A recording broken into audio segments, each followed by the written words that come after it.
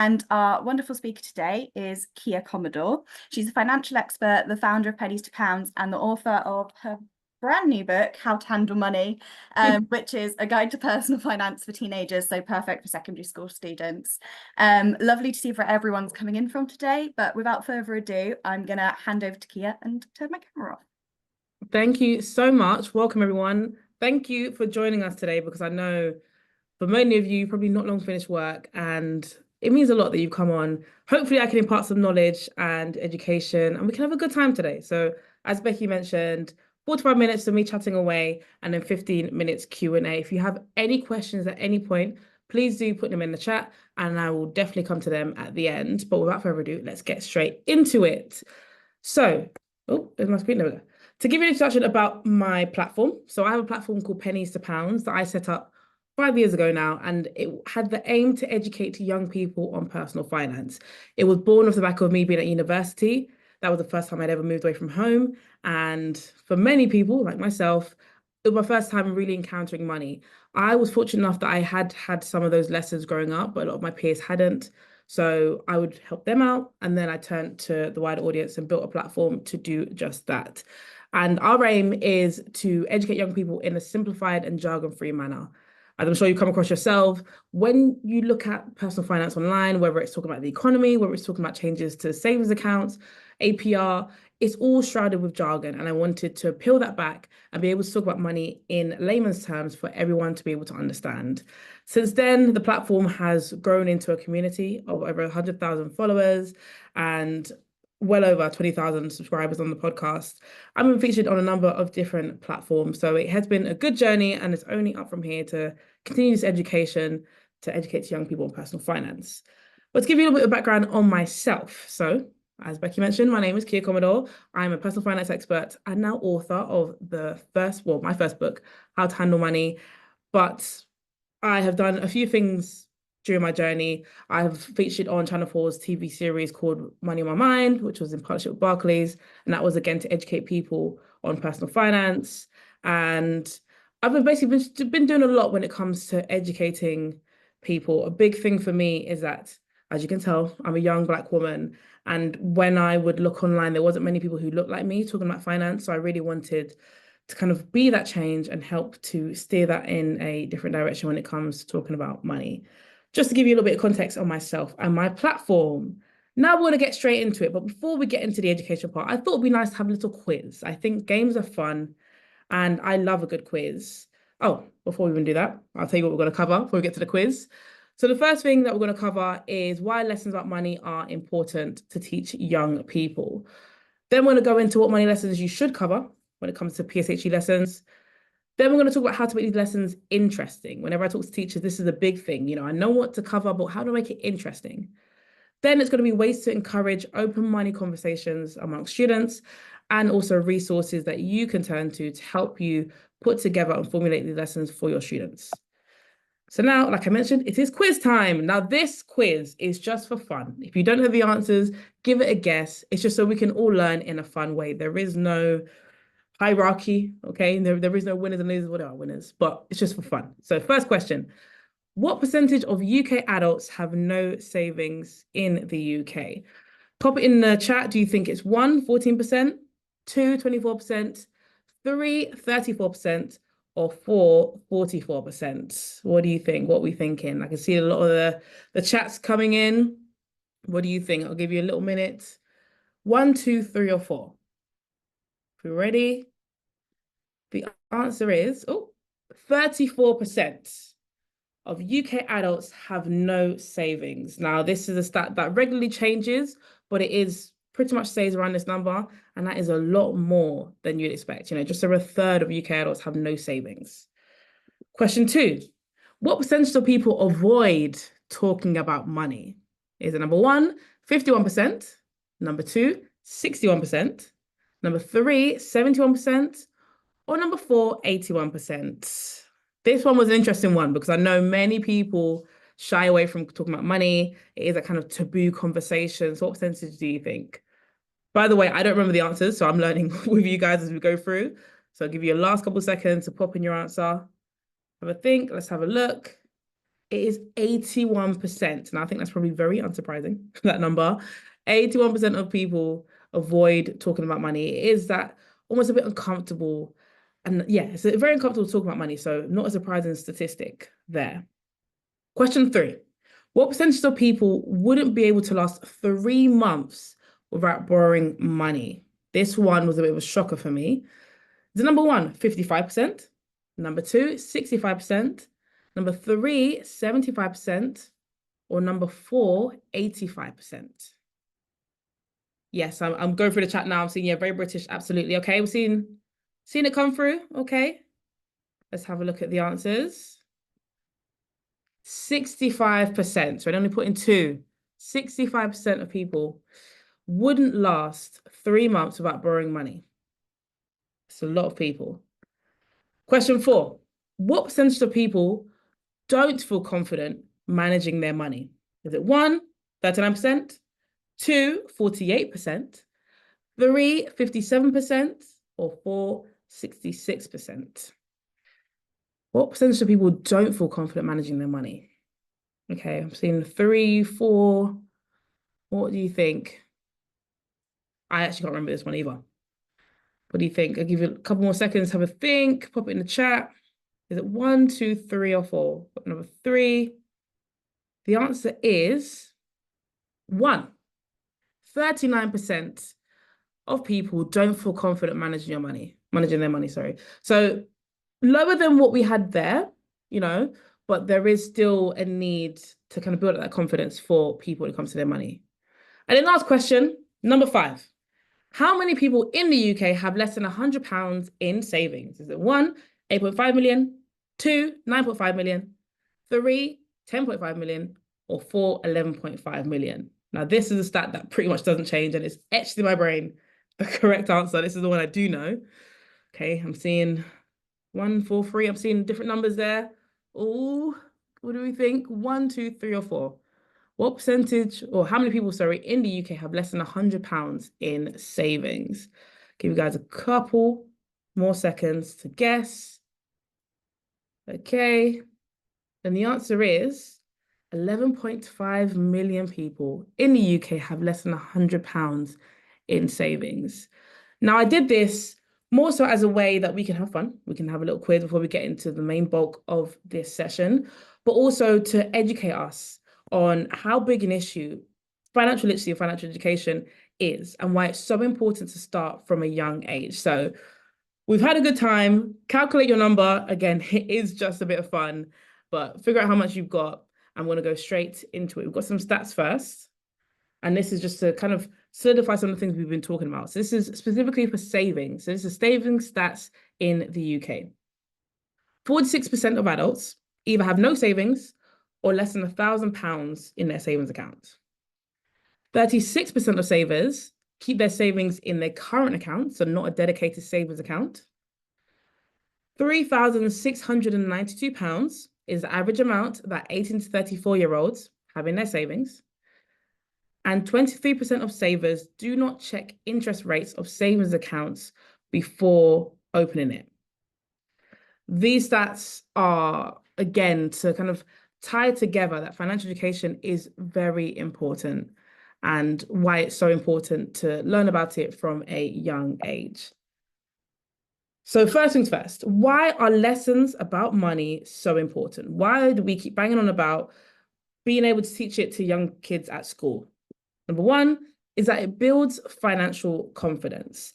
I remember very vividly when I was younger, growing up with my parents, and I started getting pocket money like a lot of kids. But my mum would also take me to the bank. So every time I had Christmas money, birthday money, I would take regular trips to the bank with her to put my money away. Now, did I need to be there? No. But me going with her helped me to feel confident when it came to my money. I would learn what the bank did. I put my money away. At the time, we had little notebooks that you sign and they'd write in there how much you put away in savings. And that helped me to feel confident with my money.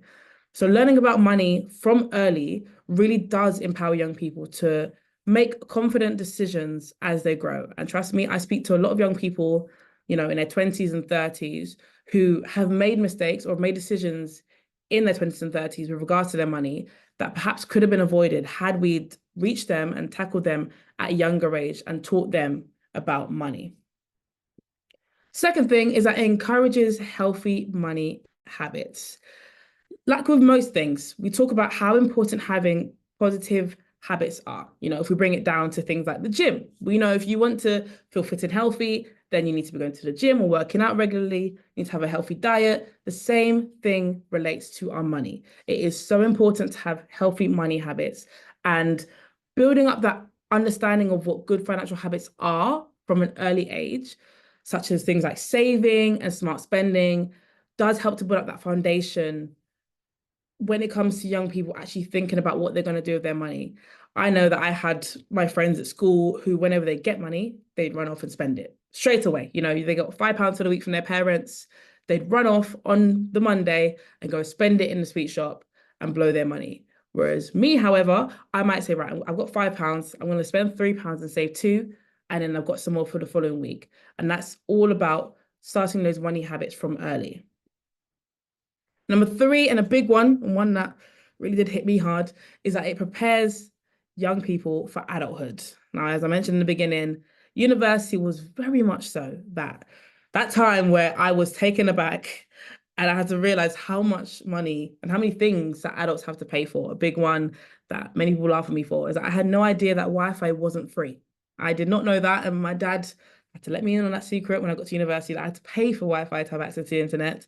But understanding key skills, such as managing a bank account or understanding how credit works, and taxes, a really big one, really does prepare young people for the real life responsibilities that they are going to encounter. A lot of time, university might be the first step, but for any young people who don't go to university, it might be if they move out, or it might be once they enter their first proper corporate job. That's when they really have to have the hands-on knowledge when it comes to managing their money.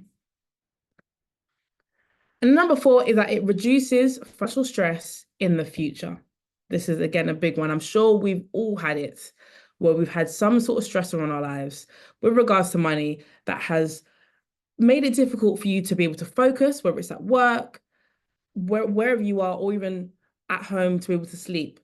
Stress when it comes to finances really does play a big factor, but building up those positive habits from a young age can really aid in reducing financial stress and anxiety later on in life, and knowing the steps that you can take, that if you are in a position where you are struggling a little bit, that you can go ahead and seek help. So these are some of the core reasons as to why it's important to start these money lessons from early on with young people. So we've spoken about the reasons why it's important, but what lessons should you cover? Now, personal finance and financial education is a wide topic. There are so many things. On my platform, Pennies to Pounds, we talk about so many things that I can't even put it into this 45-minute presentation. But here are just some key ones that I've picked out that you could implement in your PSHE lessons, and some things that you can do to bring it to life for your students. So example 1 is introduction to budgeting. Budgeting is a very key part of personal finance, understanding where your money is going, how it's coming in, how much you're getting in, and where it's going out is very important. And a really good one to start off with, irrespective of the age of the students that you're talking to. A key lesson when it comes to budgeting is to explain the basics of creating a budget. So, for example, why it's necessary and the different components of a budget. A good way to do this that I've done previously with young people is have a budget spreadsheet. There are many ones for free online. We also have one on the Pennies to Pounds website where you can get a budget spreadsheet, have a made-up number, and you fill in the different categories. So in this potential activity, you can help your students, give them an example, get them to fill it in, whether it's handwritten or on a computer, and get them to think about their own lives. So chances are many of them probably living at home, don't have many financial responsibilities, but if you get them thinking about the life that they want, get them to think about how much money they have coming in, going out, where is that going, and where is that money being spent on. The reason for this is it helps young people to understand that money is a finite resource. As we all know, as people who work, have a day job and earn money and pay bills, we know that money has to be earned and it has to be spent responsibly. Young people don't necessarily have that concept unless they're taught. Having a budget and giving them a finite resource saying, hey, you've only got £500 to budget, how will you budget this to cover everything that you've got, helps young people to keep that in mind and understand how they should be spending their money. So budgeting is a very good one to start off with. Again, irrespective of the age that you're talking to, obviously if it's slightly younger, then you could tailor it down. But every age, I find that this is a really engaging topic to begin with when it comes to young people. Example 2 is introduction to banking. So this is a very big one. When I speak to young people and I talk to them about banks and bank account, there are a few common things that I get back. So the first thing when I bring up banking is a lot of young people, their only introduction into banks and bank accounts is whatever they've been told by their mum. So I want you to think back yourself. When you open up your first bank account, did you get to pick or did your parents open up one for you? The chances are for everyone on this webinar is that your parents probably or your legal guardian probably open it up on your behalf. I know it's exactly the same for me. My dad picked the account that I was with, and that was pretty much my main introduction into banking. However, if we have a discussion with young people about the different banks that are available, we also have the rise of fintech, so that's financial technology. We have a lot of digital banks that have now come. You know, we've got the Monzos, the Starlings, Revoluts. Having a conversation about the different types of banks that are available is a good way to get young people into banking. Another thing that always comes up whenever I talk to young people is that they don't know the difference between accounts. Now, this is a very big one, as I mentioned here.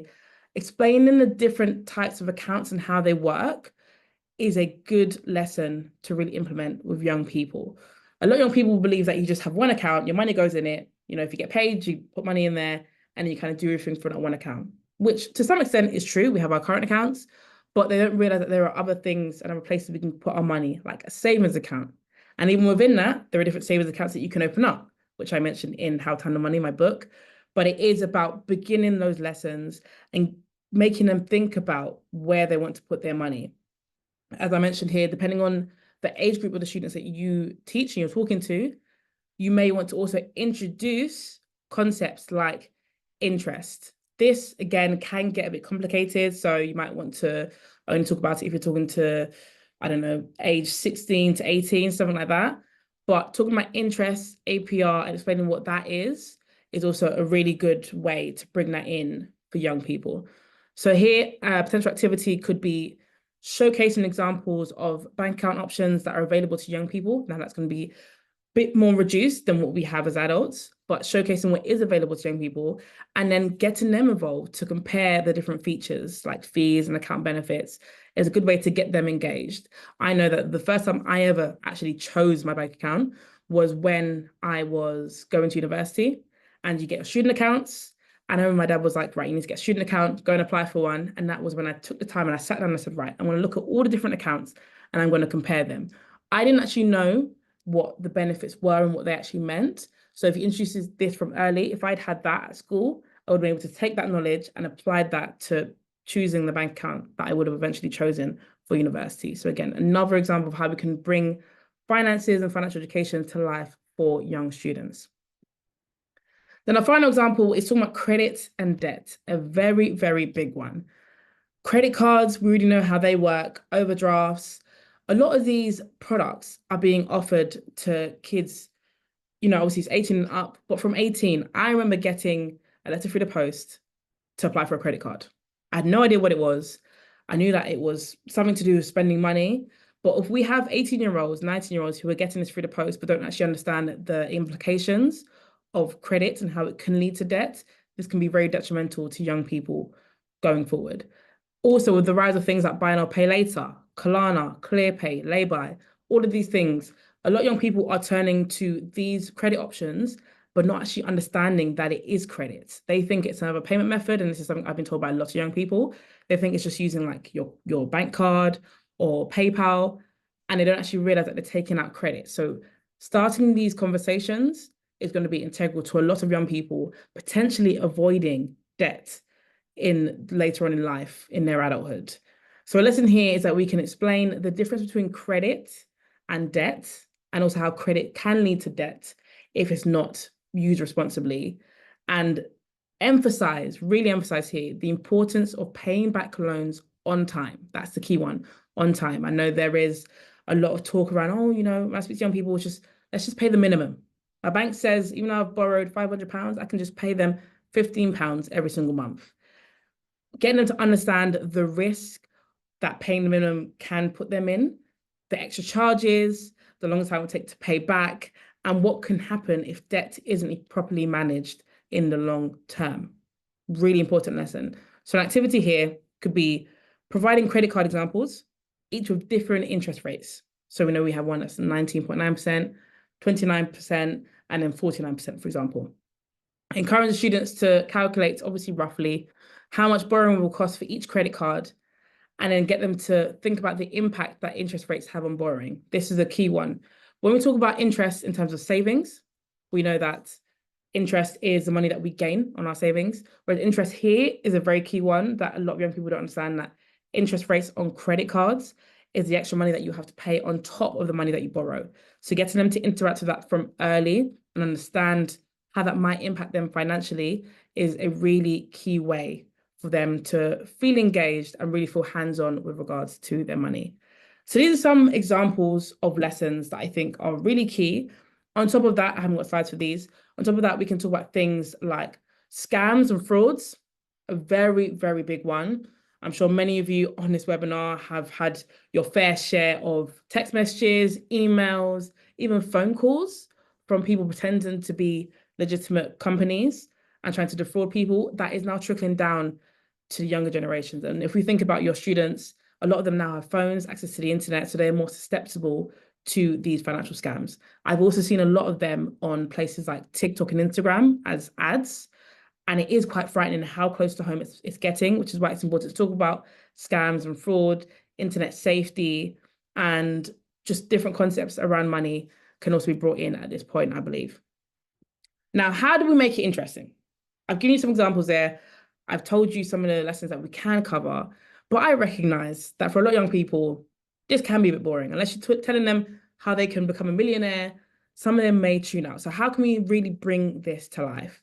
Thankfully, there are a lot of resources now that have been created in aid of this to teach young people and keep them engaged on this topic.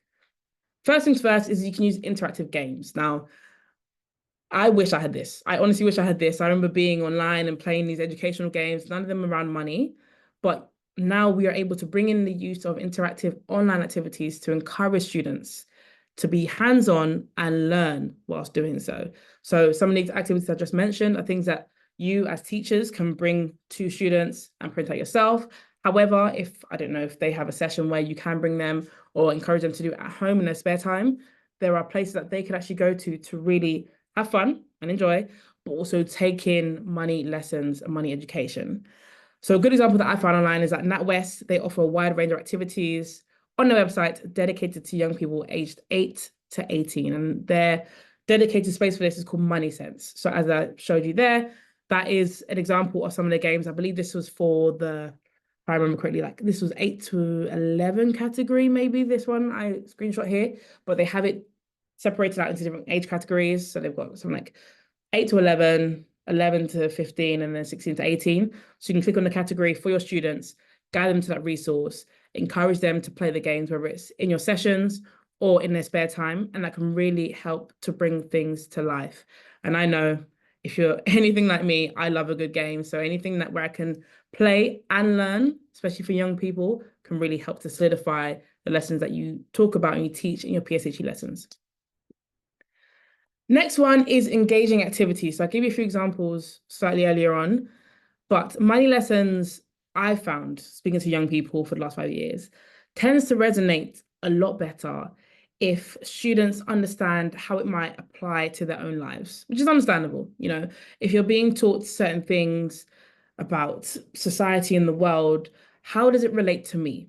And I'm sure you probably get it yourselves, like, Miss, why should it matter to me? Being able to find a way to relate it back to their own lives and get them to think about themselves is a way that these lessons will, A, resonate, but B, get them thinking and wanting to delve deeper. And I think the big thing here is that we want to make sure that students feel engaged and they want to go and learn more. So whether it's in your own sessions, whether it's their own external learning, they feel empowered to go and continue that learning. So engage activities is a good way to do that. So within that, we can create activities that spark young people to think about their own goals, and that will aid retaining the lessons that you've taught them. So this is a snippet taken from my book, How to Handle Money. And this is a spending journal. So spending journal is something that I encourage a lot of people to do, regardless of their age, even everyone on this webinar. If you are someone who wants to really get on top of your money management, having a spending journal is a good way to go. I started this when I was probably in my teens, and it's something I still do to this day, is during periods of time of my life, and I really want to be on top of my money, I'll keep a spending journal. So with that, as you can see in this example, it's where you have a day. So let's just say here, so Saturday, and you detail everything that you spend and how much those things cost you. Then within that, you write out what did you do in that day. So here it's like I went out with my friends, I spent this, I bought lunch, I bought this new top. And what it does is it allows you to then reflect on how much you spent, why you spent it, and the feelings and emotions that go into it. This is a good way for students to really unpick and be more critical with their spending and their money habits when it comes to actually engaging with money. If young people forever just get money and just spend it and blow it and they have no reason why, they have no idea why, then they're not really going to attach themselves to the lessons that you give them. However, something like this, a spending journal, helps them to reflect and say, actually, you know what? I spent X amount of money because I was sad. Something had happened and I was upset. So now I know every time I'm upset, I'm going to make sure I don't spend as much. Or actually, I spent loads of money because I was super happy. It gets them to really engage that critical side of their brain, that critical thinking, to understand why they spend their money and what impact that can have on their finances. So again, this is just one example. I have about 5 others in the book, and there are so many different ones that you can find online and creative ways that you can bring these activities to life and these lessons to life for your students. Then lastly is a finance challenge. I love a good challenge. I love a good quiz. And I have found that finance challenges are a great way to go. And the way that I know this is I did a massive one a couple of years back online. So this wasn't specific to young people, but in general. And I had over 2,000 people join a challenge. And all we were doing was saving money for 30 days. And that goes to show that people really do get involved in challenges. Young people especially love a good challenge. If you can put them to the test to do something, they're going to be all on it. So you could, within your classroom and within your students, create a different challenge. So you can have like a no spend challenge. So you can challenge them to only spend on essentials, and that's what no spend challenge is. So you don't spend on extra stuff. So, if you've got students who spend money on their school lunch, cool, but then you challenge them to not spend on anything after school. So you don't go to the corner shop after school, you don't spend anything. Or you have a savings challenge where students can perhaps track their progress over a few weeks. And this just helps to, again, bring these money lessons to life, and it makes money management feel relatable and actionable. So here is a screenshot of a savings challenge that we do on my platform, Pennies to Pounds. And this is a daily savings challenge. So we have beginner, intermediate, and advanced. So these numbers vary.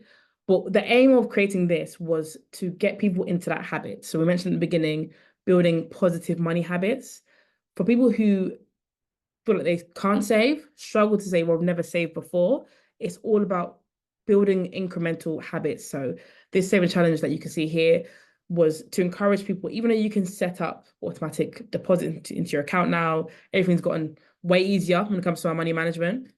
Putting money away every single day helps people to be disciplined, be kept accountable, and feel as though they are building up a habit every single day. So you can implement something like this with your students. It might not be physical money, it might be just getting them thinking or having, fake money, but thinking about what challenges you can bring into the classroom to make it more interesting for students to feel as though they are, really getting to grips with their money. Encouraging open money conversations. This is a really big one for me because money is a very taboo topic. Sorry. Someone mentioned in the chat earlier that it's very British of us that we don't really talk about money. And it is. It's not really something that we openly talk about.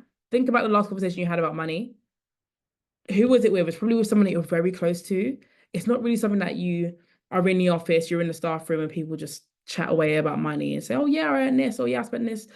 It's not really the case. Unless it's a major milestone or unless it's something that people are very proud of, we don't really talk about money, which is why it's important to foster those open conversations amongst your students and even for yourselves at home with the people you care about, to foster those open conversations. There's a few ways that we can do this, especially with students. Number one is through financial storytelling. This is a massive one that I always do, and I think it works really, really well. And it's a way that you can get young people to think about their interaction with money up until this point. So you can ask students to share stories about time that they saved for something meaningful. I know I have many a story for that, or an experience that they had with money. If you have students who have no idea and they say, oh, miss or sir, I have no idea, I don't know, I can't think of anything, give them a challenge, say, right, this time next week, I want you to come back to me and give me a story. Now, what that does is that the next 7 days, they're going to be very conscious about their interactions with money. If they're saving towards something, maybe they're going to start saving. If they are spending money on something, they're going to really be aware of their interactions with money up until this point. And financial storytelling is a great way to foster these open conversations because it makes money feel more relatable and it really normalizes conversations about money because money shouldn't be this thing that we steer clear of. It helps everyone if we are more open. When people are struggling with money, they feel more open to come and talk to someone if they have those open conversations. If people are doing well, they feel like they want to share it. But being able to foster it generally and make it more normal really does impact young people, especially.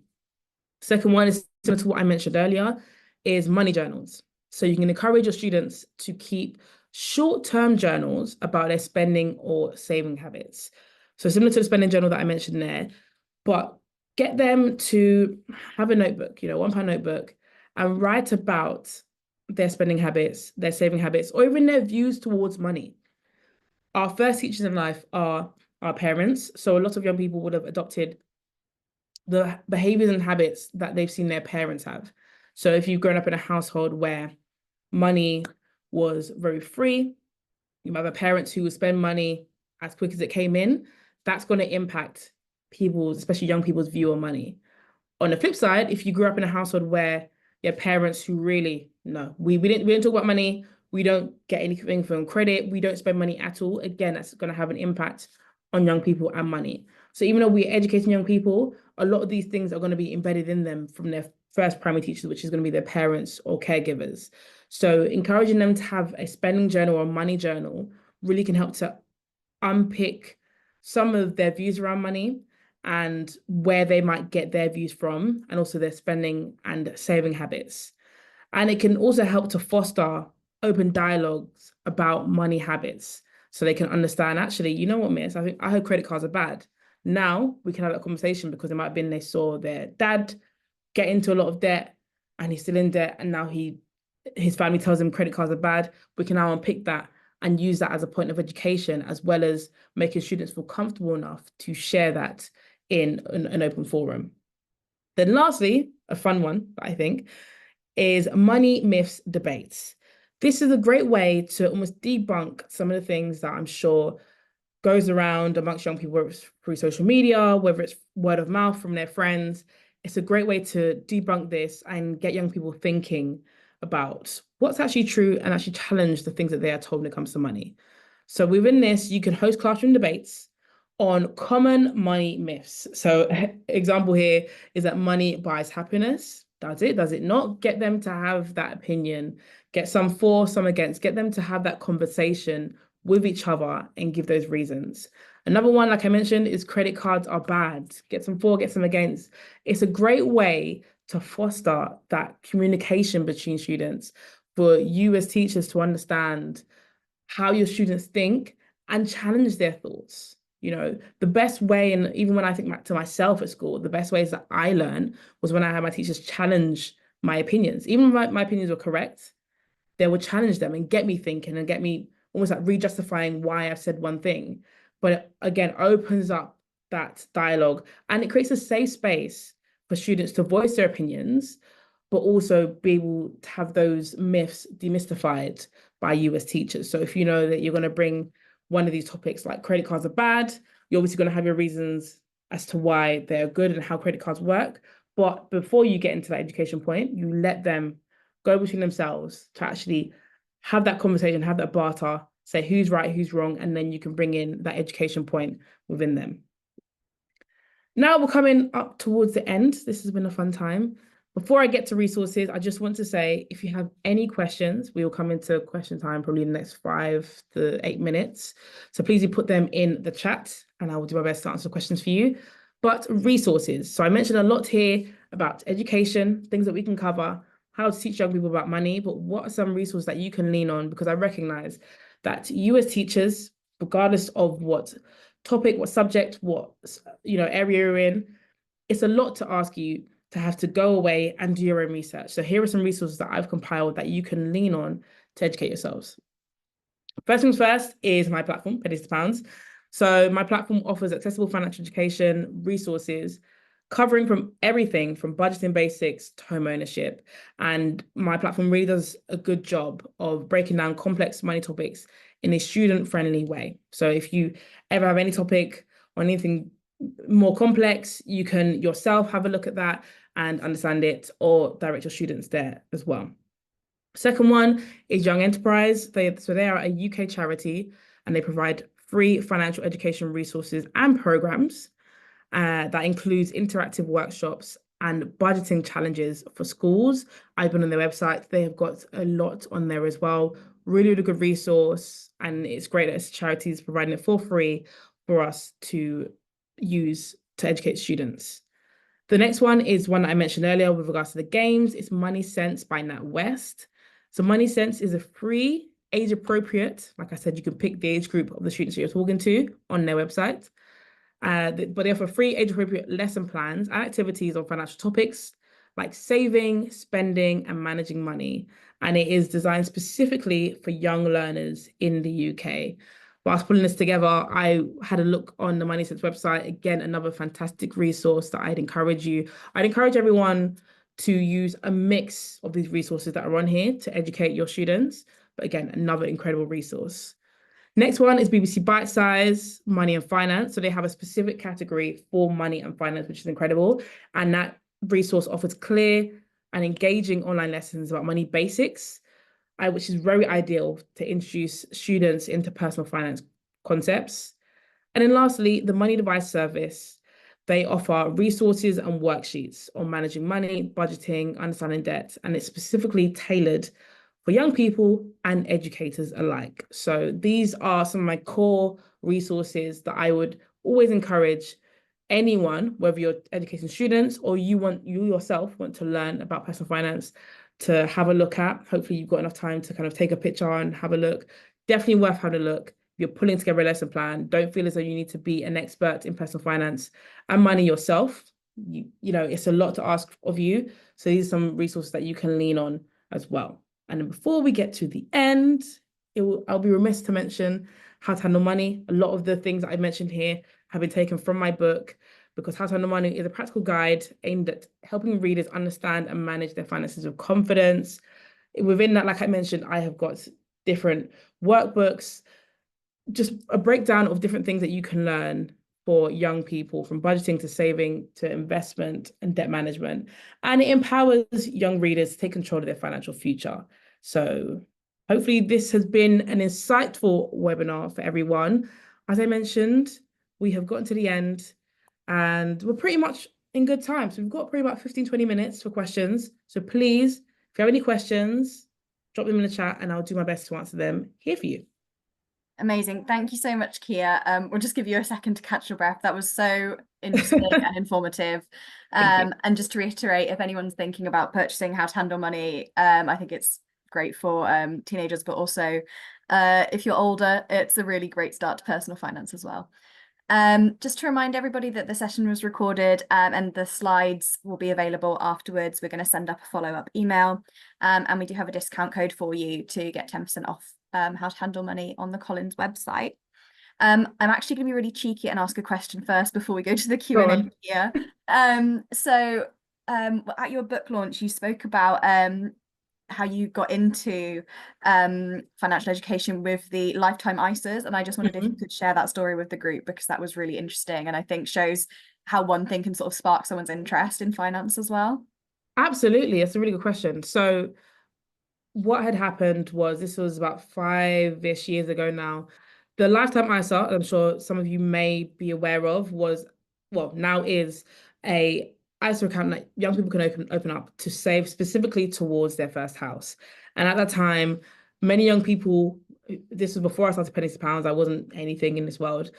I had young people come to me wanting me to educate them because they knew that I'd done that in university. So I did that. I was on Twitter at the time, created a thread, explained, basically broke down in layman's terms what the lifetime ISA was.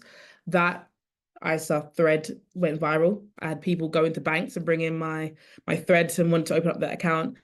And then from there, that really did spark the interest that I'd always had with regards to finance, but wanted to break it down into layman's terms because the feedback I got from that was that the young people just wish that someone would speak to them in their own language. You know, the lifetime ISA makes total sense, but no one speaks to me in a way that I can understand it. So that was my motivation behind creating Pennies to Pounds and obviously writing How to Handle Money in that same way that everyone could pick it up and understand it. Amazing, thank you. So I will read out some of the questions we have from the chat. So from Sarah, how would you approach talking to young people affected by poverty about finance, especially in a class with students from mixed socioeconomic backgrounds? This is a really, really good question. So what I would say is the first thing that I always try to enforce in everything I do anyway is to remove any kind of judgment. So whether you want to verbally say, you know, that this is a no judgment zone, because I recognize that even myself, when I have conversations with people, there are people who are very affluent, very well off, and have loads of money to do things with. There's other people on the other end of the spectrum who just don't have that kind of money. They don't have any spare cash to do anything with. So it is kind of first and foremost removing that judgment. Then secondly, just because young people come from a different background, I think the beautiful thing about young people is that they often are very ambitious. And even if they come from one place, that isn't necessarily where they want to stay. So they still want to learn education. So I think these lessons still do factor in. And it is still getting them to think about, you know, we can still create a budget. Maybe instead of having a big number like £500, we just create a budget with £50 or £10. What would you do if you had £10 and you had to allocate it in different places? Just being mindful of the different economic backgrounds that you have in the room, I think is the best way. But a big thing is the no judgment zone. That for me, whenever I put that into place for young people, they always come to me and feel like they can have those conversations and they can be very vulnerable because they know they're not going to be judged for it. So I think that's a very big one. Amazing. Yeah, really good point there. And then we have an anonymous question. Someone said, you talked about the risks around credit, but would you also talk about how to build your credit score with young people? Absolutely. Yeah. Very, very, very big one. So I'm also harped on about the risks more just because I think I've spoken to more young people who have gotten into debt because they didn't understand credit as opposed to wanting to build their credit score. It's always been, I've got £5,000 in credit card debt and they're 22 because they had no idea how it worked. However, there is the flip side and the more positive side as to how we can use credit as a tool to build up our credit scores. And I think that's also very important. And for young people to understand about credit scores, because I know no one told me when you're 18 or 19 and you look up your credit score that you'll either not have one. I think that's what I got. The alert was that you have no credit score. And I panicked with my dad, or that your credit score is really, really bad. And the only reason for that is because you don't have any credit in your name. You know, you're 18, 19, you probably haven't paid any bills. You've got nothing in your name to build up a credit score. So having those conversations as well as part of that credit conversation is also really important. So very good question. Yeah. And then someone says, are there any resources which could help educate adults? So I know a lot of the ones you shared were good for children and adults, but is there anywhere you would point people in particular? Yeah, so adults, again, Pennies Pounds, we have a wide range. I would definitely say Pennies Pounds. Money Saving Expert, really good. And off the top of my head, there is the Motley Fool. That's also another good website for adults. But yeah, Pennies Pounds, Money Saving Expert, and the Motley Fool would be the ones that come to mind. If I can remember any more, then I will definitely share it with you, Becky. That can go in the email as well. Yeah, absolutely. And I actually, off the back of that, I wanted to ask, is there anything young people should look out for when they see people online giving financial advice to check they are trustworthy sources? It's a hard one. This is a really good one. For me, that basically to bring it back, the FCA, the Financial Conduct Authority, they're the ones who regulate all financial industries, whether it's banks, institutions, anything like that.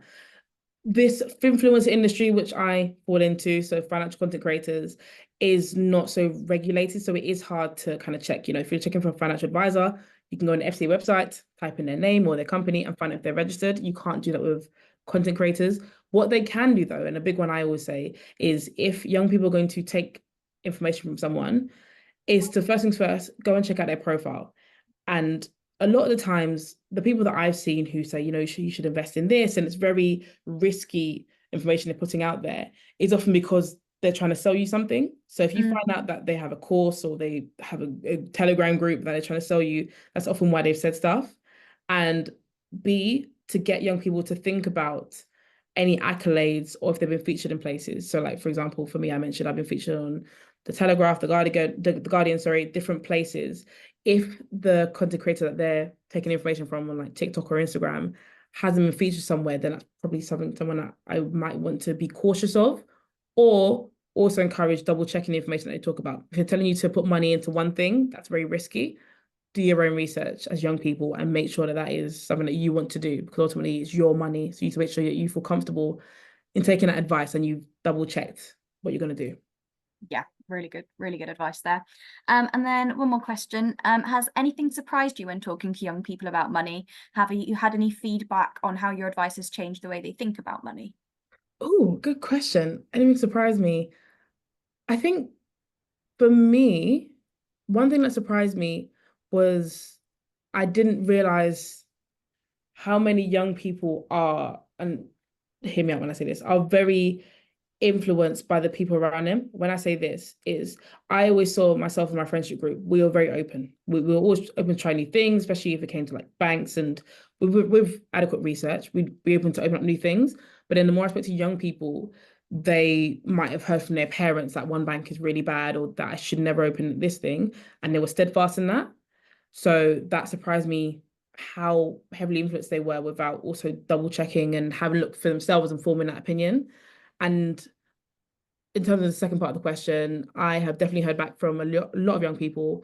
Even now, sometimes I'm out, I might be shopping with my family and people stop me because they recognize me. And it is really nice to hear. I've heard stories of people who struggled to save for the longest time. I've come across my content or my information online and have made that change. There's people who bought houses because of the information I've put out there, people who start saving their pension, all of these things that I don't always get to hear. So when I do hear it every so often, it is really nice and reaffirming that my information is helping people. Amazing. Well, thank you so much again for your time, Kia. I think that's all the questions we've got today. Thank you. Yeah, just to remind everyone, How to Handle Money is out now. The code on Colin's website is money10 in all capital letters. All the resources will be coming. If you've enjoyed the webinar, please do let us know on social media. So we're Collins for Parents with the number 4, and then Collins Secondary on Twitter as well. And Kia, did you have any way you wanted to shout out in terms of pennies to pounds? Yeah, so if you want to also share it on Pennies to Pounds, it's Pennies to TO Pounds, or you can find me everywhere. My full name is Kia Commodore, and I'm on everywhere as well. Amazing. Thank you so much for joining us today, everyone. Have a lovely afternoon. Thank you. Thank you. Bye. Bye.